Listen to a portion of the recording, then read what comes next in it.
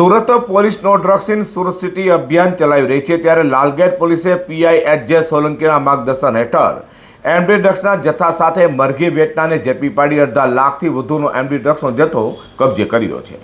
Surat police commissioner Anupamsinh Gehlot, અધિક police commissioner sector 1 Balram Meena, DCP zone 3 Raghav Jain અને ACP division આર.આર. Ahir દ્વારા સુરત શહેરમાંથી નાર્કોટિક્સની બદીને સંપૂર્ણ નેસ્ત નાબૂદ કરવા અને અન્ય રાજ્યોમાંથી ચોરી છુપીથી નાર્કોટિક્સ ડ્રગ્સ લાવી સુરતમાં ઘુસાડી યુવાધનને નશાના અંધકારમાં ધકેલવાની પ્રવૃત્તિ કરનાર ઇસમો પર વોચ રાખી પ્રવૃત્તિ અટકાવવા આપેલી સૂચના લઈને લાલગેટ પીઆઈ એચ.જે. સોલંકીની ટીમ પીએસઆઈ એસ.એ. અસારીના માર્ગદર્શન હેઠળ તપાસમાં હતી।